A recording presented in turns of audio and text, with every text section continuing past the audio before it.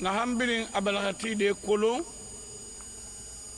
katara karamogo mamma nagena yamin yi imamu ira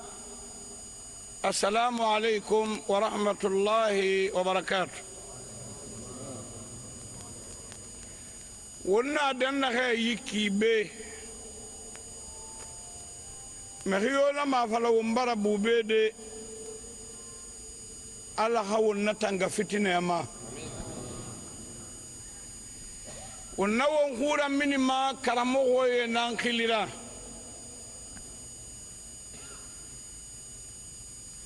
nananna kinna kan falafe yiki na falafe algurane karamogo ya nan birin khilira katara ala wonta o na hannato secrétaire général des affaires religieuses politiquement mais secrétaire général des affaires islamiques parce que on est 95% musulmans. Donc musulmi ya kuntigi nara dine birin fata waran wala fala ma birin kolon mo wa na fala fe wobe yume na hanna tinabura yuma magago ginara fofona jumaro faddi jango da hulbini goy yume na hanna tinabura musa magago gi on tagi sembe maye kelfe mangasan yima aga opposition eli na rebiling belegbele ma logo lo belegbele e wa ma pe na ngwan yibo khima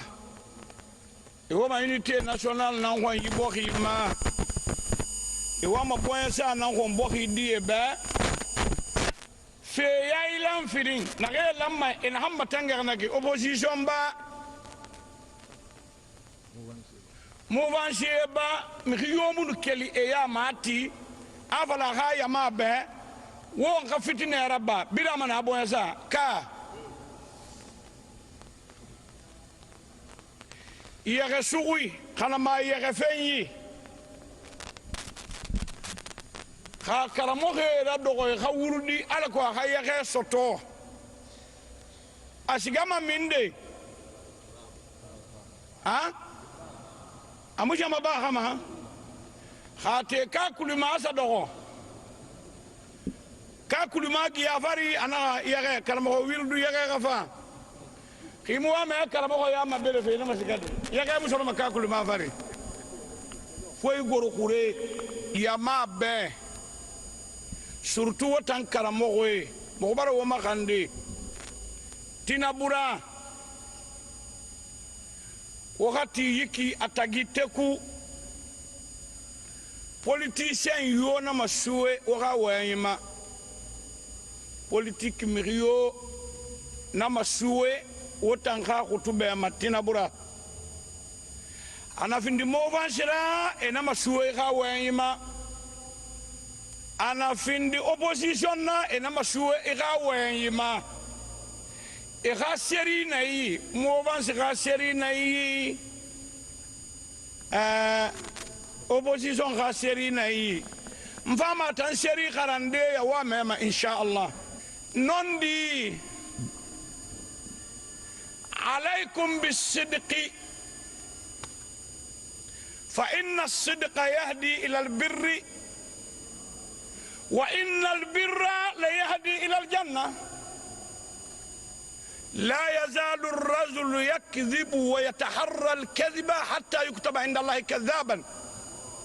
ولا يزال يصدق ويتحرى الصدق حتى يكتب عند الله صديقا كونوا صادقين لتكونوا آمنين خاوا ما يكوسي لجنة خرا خد ديفلوبي أسري مسيرة فونوندي نتيمو يا ما لما ده هم جابي يا ما كنا ما بيا continue afale be khabia e halu e hui khambira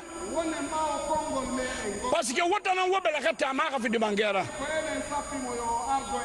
yama be nan nak itan na fi dimangera yama ho iwa mane ina na han fala khanyere ina ma fe fala na hamula khanyere de mangena fala yama be ngo fore na so fore amangen de nandulu na sembe ma bele wo ko lamdo go wonno don jondole ana hadime khili onoti faybe ben ana han yo baba fore ka faka o e kala no mo be mun nawi war yonti war be makko bili na ke babe faka fo be wari baba makbe kamara la makerena kamara do ko be jallojo natan na ka baba no gun mangena ho barage wo babe fakade lamdo wi mo be mo hinsi be mu ina ho barage ana siga sa ti fanye ma o daro i ka katere ana wonwa mane wo banki timbe be yi fanye fa wo ko ri mabe na ya o yi mi be fala yon darna na sudu ka katere do ko joni on don didu de kadi kinkiti madi na lo ga machine mun na hange ma gema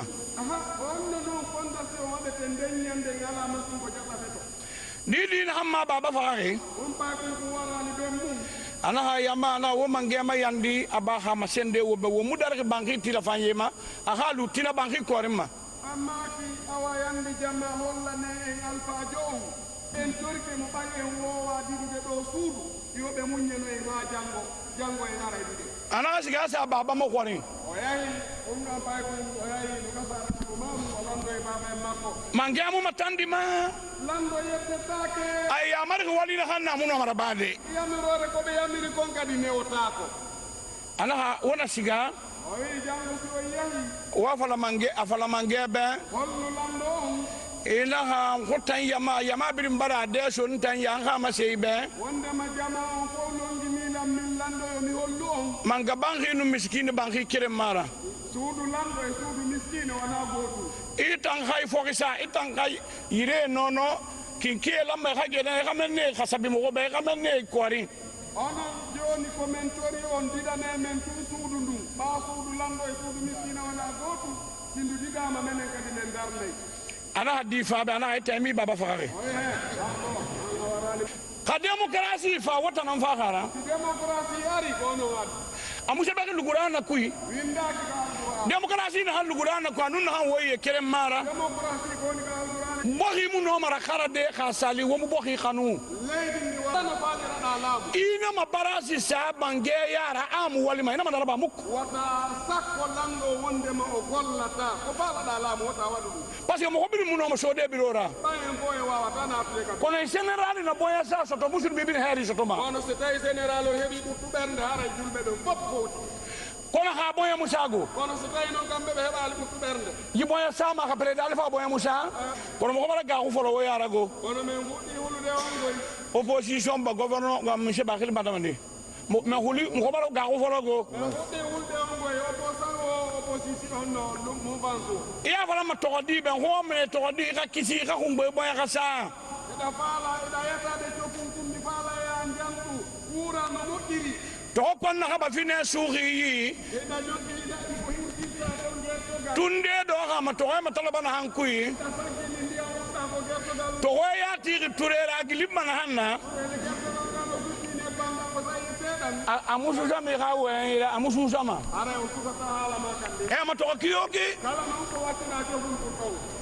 wonna na hela gine wonne ngemu ender la gine won wakili bette won do ki fori wakilo den jonde men harane wuri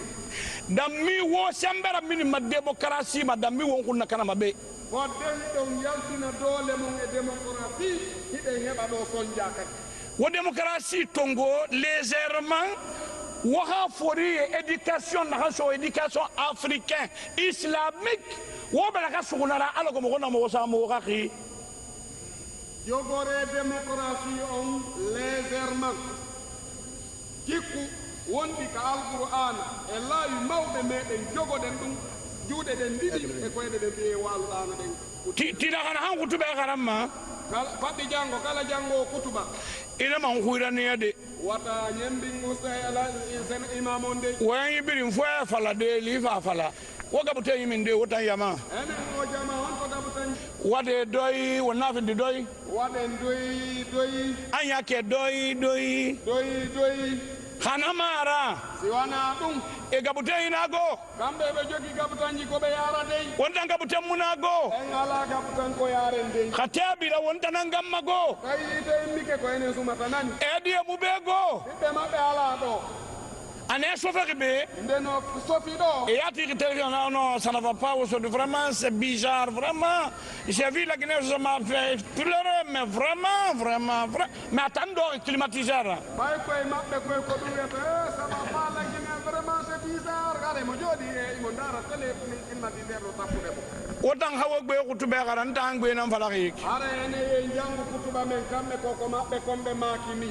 mbara magasin yikhili ɓe noddi gouvernement o magasin iha wakkili yoɓe wakkilo iha ñamane ha boye sara fisa seɓirin ɓe yoɓe jaɓu ɓe ɓurtu ɓernde leydi ndin ɓe ɓurna ɗum fijeediji fof ha lagine ñohunto so tawi lagine weɗi hande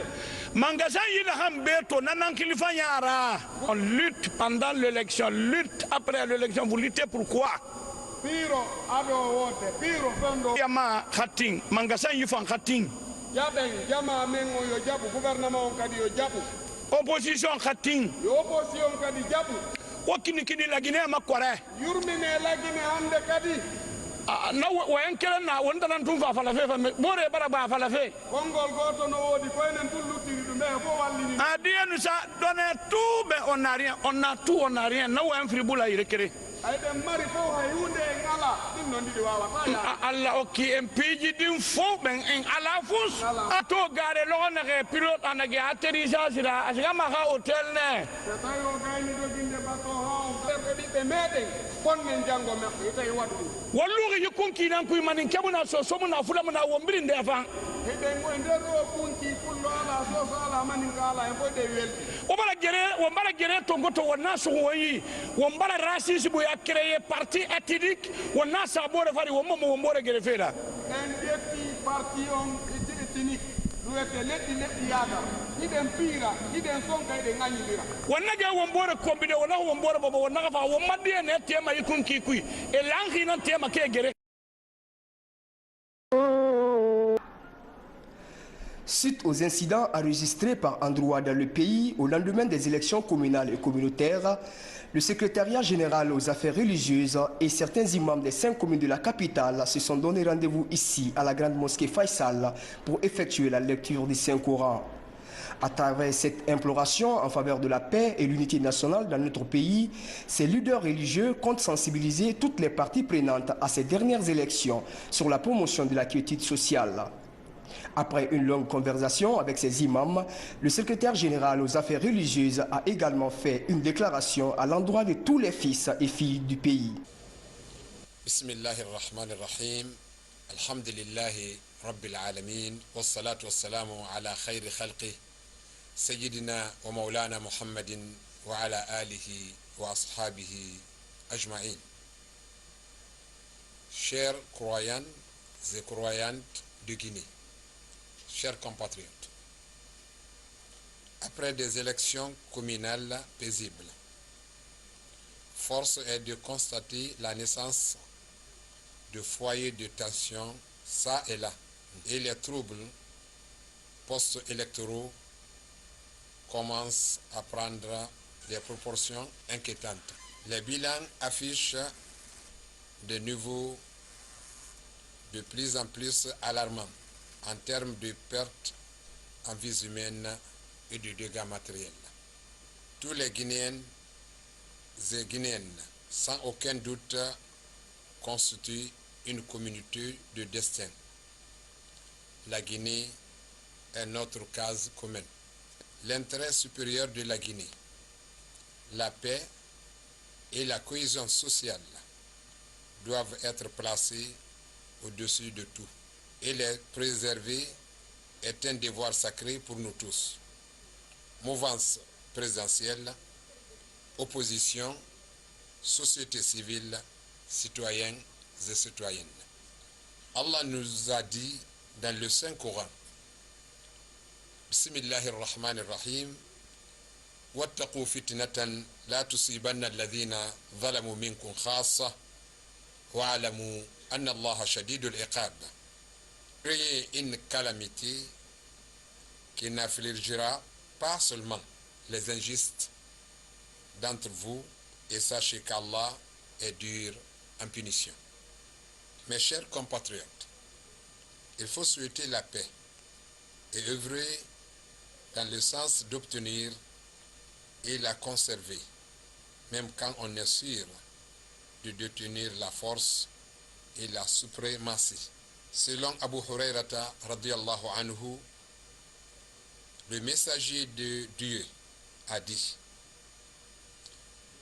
le musulman est le frère du musulman. Il ne lui fait pas d'injustice, ne le méprise pas et ne lui refuse pas son secours. Tout musulman est sacré pour tout autre musulman. Son sang, ses biens et son honneur rapportés par musulman. Nous voyons à travers ce hadith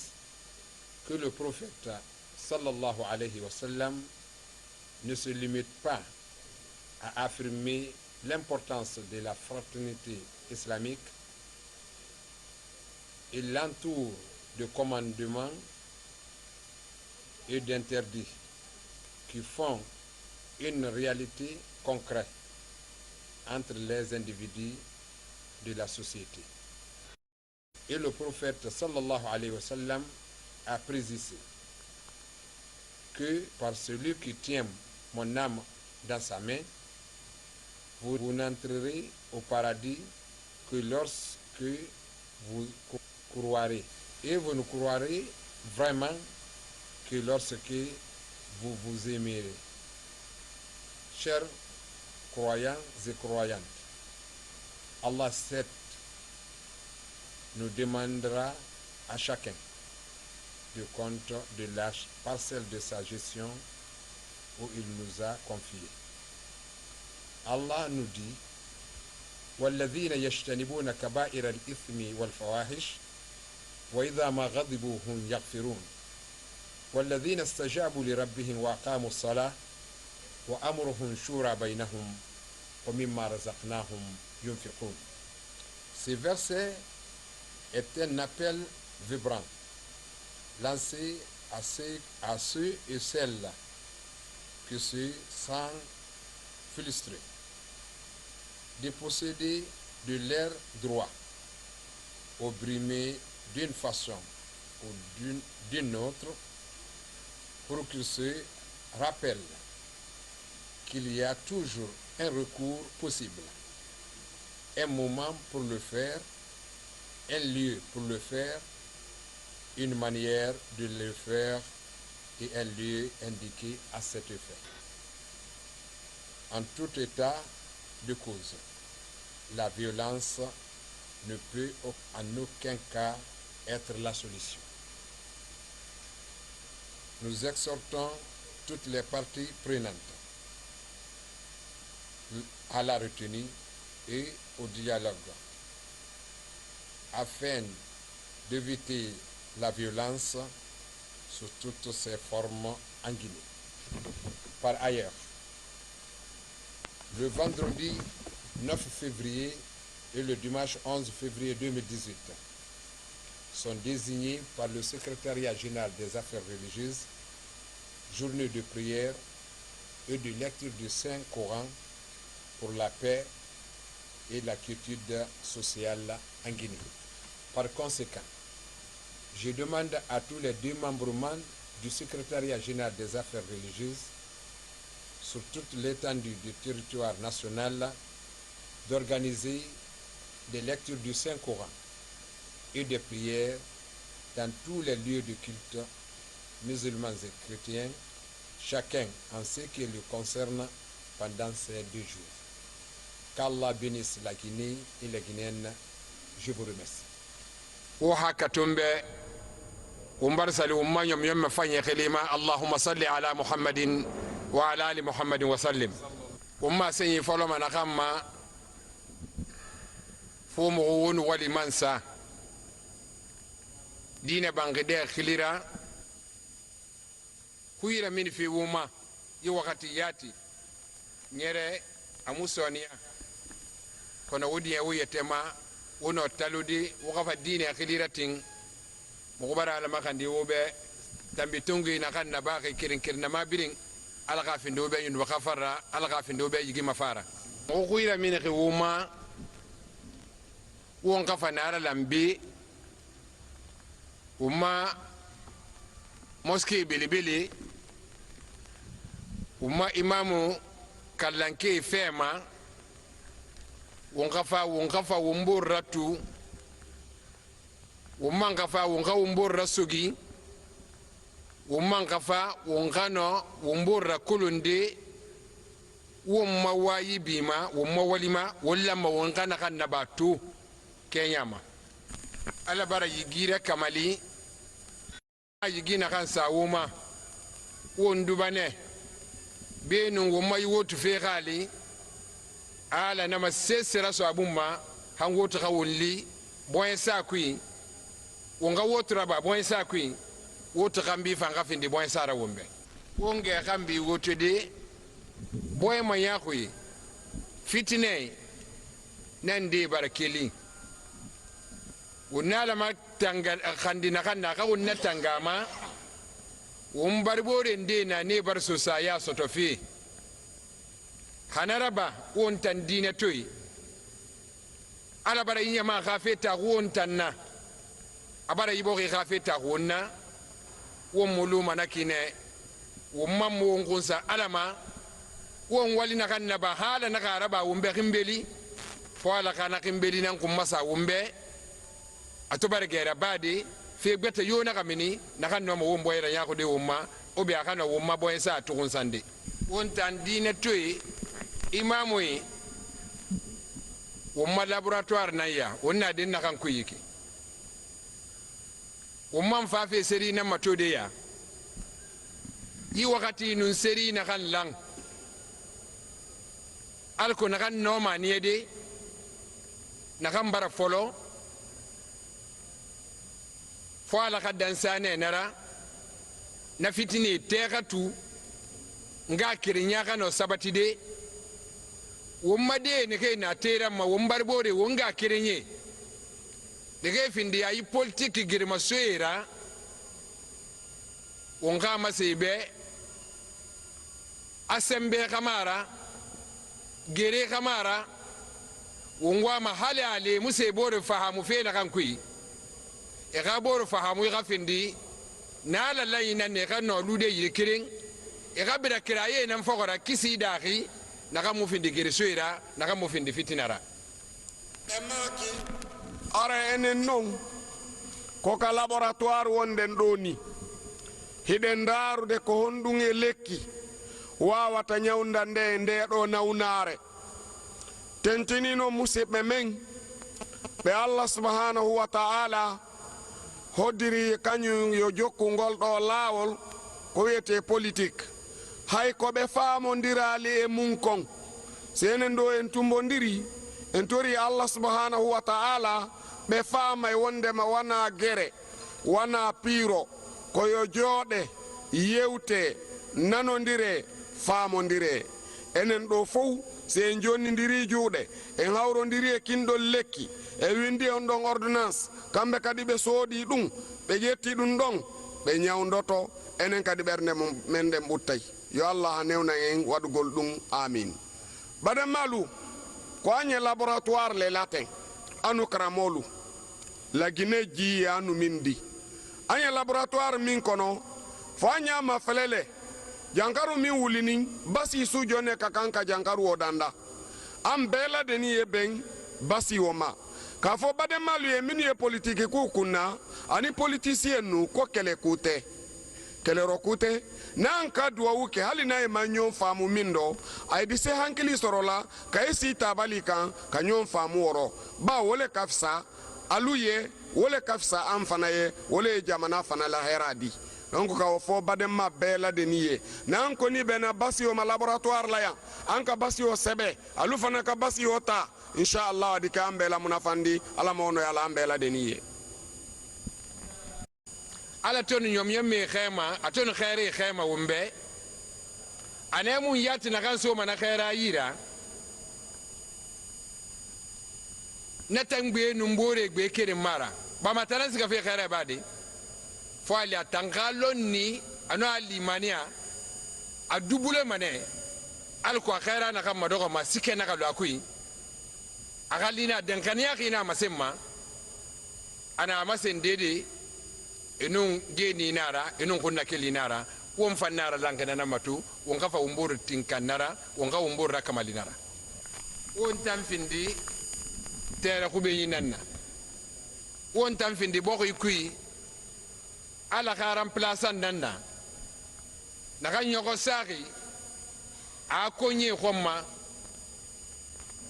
yigira kamali ikui hesa garu ala won tantimeni wonga limani ara sabatebe hesa nyalakin wonga kirama sebe na nin kuma dangi muna na kan kui wombe ligi nanamma womma imamu ina be barma ala makandi gwansan kamara har mara fala mane wo mbirin benu mbirin gala makanda ka ya minna kono won fama na falade wo mga kerenye nambe ne ke birin sana la Guinée tankui préfecture Kenya ma wonga fale be anyume lo khwe kelu wonta namma wonta nakalla halak be nyume lo khwe birin kano yamin lide sinama wonga ala makandira ba ala ko ala nama fitine yura keli la Guinée ala ko la Guinée ke e boya kano gorode e gara fe boroma hali ay musa boro fahamu naka wonta naka yifindi gere masoira gema wolira fe kanera banga ganyira ni bara nakamara bama wonna na demokrasi naka bore wonna matinkan ne fakora wonta naka yikitu ne kwanye na moli kamara boro fahamu nara e fala wayina arayala ma wayina nyomma fo won fankati nana na won ko nyibe ala ko geriyo na mabire wonge kambi wotede resultat na ke binima won ka umbur fahamu kiraye ne ke nana itangwa ma ko makena kai amura banaki yirena na wala ma kun sa den ne ke ma binin ka kun sa nama kona nama findi fitinara ana findi swarra emaki bayru enen karamoko be ben ko ene woni place Allah subhanahu wa ta'ala ka leydi do no Allah subhanahu wa ta'ala dankori jiyaɓe makko ɓe non tagu makko ngun ko non karamoko ɓen kadi hani wattande yila e jama maɓɓe on fi on ɗum hay ko ɓe faamodirali e nder mum ɓe faamodira ɓe maki hino ɗo imamu ɓen hino ɗo karamoko ɓen wona fi jangugol ngol tun sina ɗum en nulayno mo ɓeyo jangu ka woni ton kono hay ɗum en holli jama on fof kala imamu ɓe wonɓe ɗo e nder leydi La Guinée ɗin fof juma arowo on mo ɓeyo wakkilo hewta ka jamiu law waɗa du'a janga alqur'an ado juulede si gaynama juulede kadi waɗa du'a fi hon ɗum fiyo Allah dandu en fitina fiyo Allah dandu en gere fi hon ɗum o démocratie mo yi ɓe yirde mbe alyahudaɓe kamɓe wona gere wona sonko wona warindiro wona lancindiro piiji wona bonnidiro sunna otoje ma sunna cuuɗi kamɓe si ɓe faamodirali ko yawgol jooɗoyo yewta enen ka se holli ɗum jama men on hay ko ɓe faamodirali e mum kon ɓe anday wona gere wona sunno cuuɗi wona bonna otoje wona sunnugol pine e tarawo ko no woodi ka on tigi yaha wullito so tawi ko waɗa kon hawranalima yaha wullitoɗa ɗon inna min ɓe warri ɗum ɗo ni kono hawranali lan ɓen ɗon ɓe ndaara ko honno gasete warrede ɓe warra noon ɗum wona gere wona sonko wotuma baɗe malu ko ka fo an beelade ni ye anu karamolu anu le ala place di dukulu min kan karamo ka kanne ala hammena ala jamala kula ala jonu ala dafenu karamo fana ye hamme ala jamala kula ten almami fana ye hamme ala jamala kula ten mun ko son karamolu majini a imamulu ye ya amma nyo wuli antun ka fo ko karan dron ni karan ne entre da fo ko be karan ke la luma wala la misir la hali wodum fana secrétaire général bara iraka ko juma nato sinin kene ala ma embe soro dunia ro hera ni jusularo ko bara nyinin befe almami beye si misir la juna